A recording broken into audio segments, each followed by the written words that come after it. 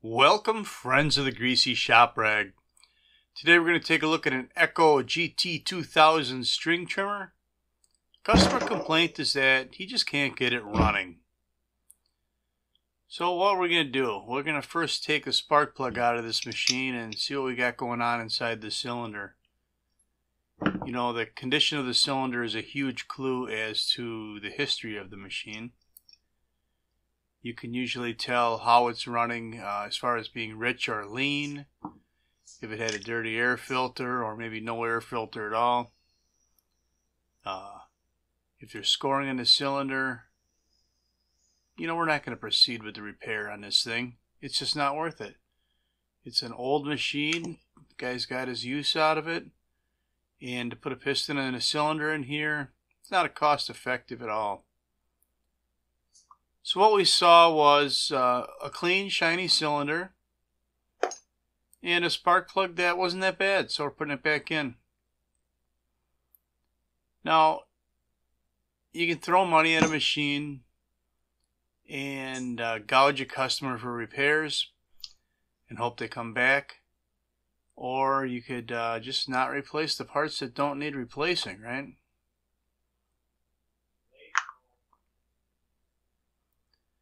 That air filter is a little rough, and in the end that piece will get replaced. Let's pull this choke plate off of here and then take a closer look into the carburetor.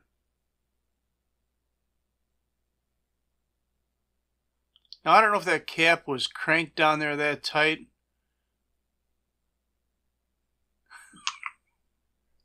Or if, like the old gas was starting to varnish up on there and kind of lock the cap on there.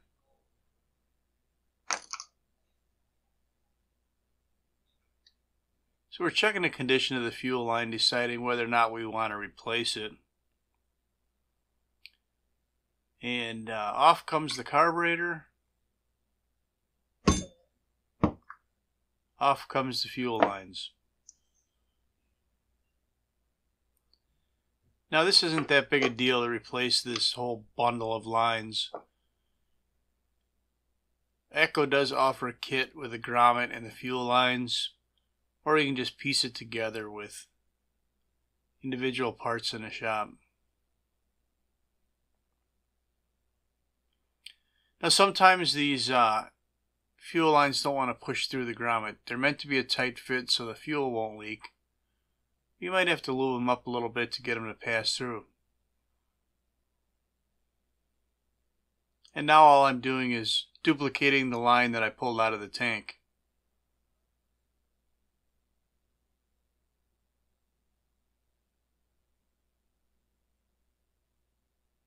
You're going to have a line that runs from a filter up through the grommet to the carburetor. You're going to have a return line from the primer bulb or the carburetor back into the tank, and in this case a tank vent. And the this white piece right here is a tank vent.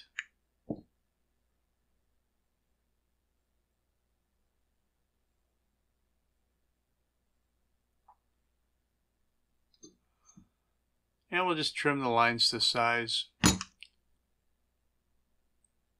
And we'll get that back into the tank. Again, this grommet may not go in very easy, and you might need to use a little bit of lubricant on that to get it to push in there. Right now I am just looking at the orientation of where those lines should be, so that when the carburetor is mounted, you know, the closer line goes directly down straight to its proper hose. So if the return line is toward the cylinder, then I want the grommet put in there so that the return line is in that direction. And it just makes the installation neater.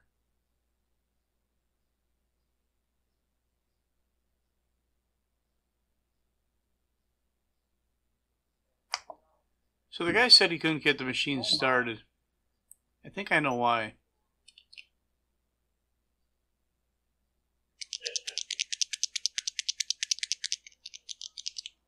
That is what we call a stiff metering diaphragm. That diaphragm is supposed to be soft and pliable and be able to float inside there and push on the needle.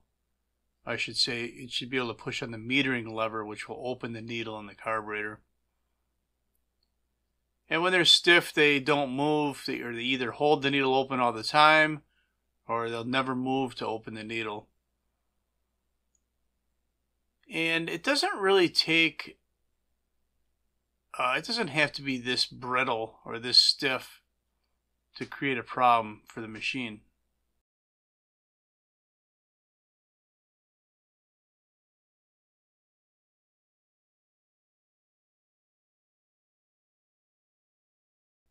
You'll see that the tip of that needle is all shiny and chrome looking.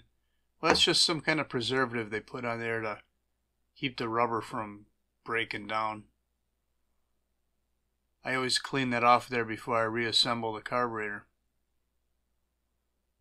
So now our needle and our metering lever and that cross shaft, they're all going to go inside and sit over the top of the spring.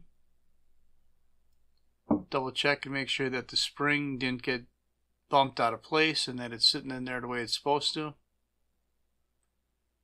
Now we have our metering diaphragm gasket and our metering diaphragm. Gasket always goes down first, and then a cover plate.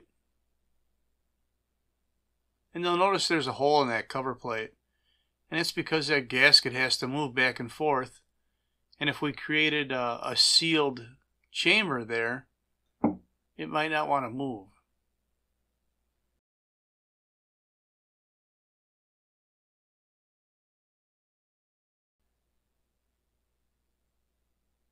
On the other side we have a pump diaphragm. This is the gasket for it. And this is the diaphragm itself. That is your fuel pump.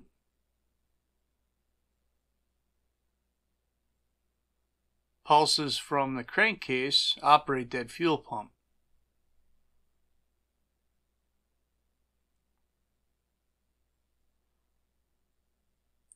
We'll get this all screwed back together here.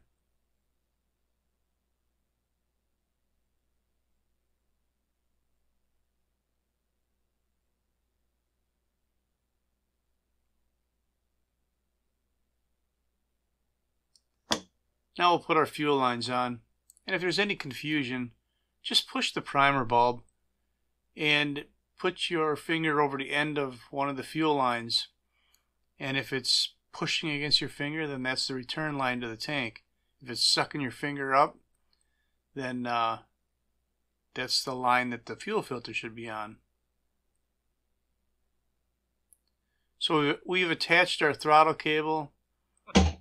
We're putting on the choke plate, and we'll tighten it down.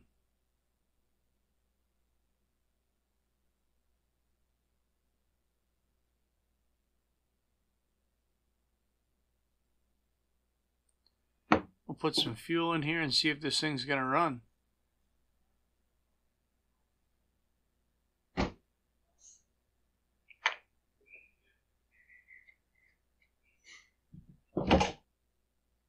Looks like it's priming up decent. Flip our switch on and give it a try.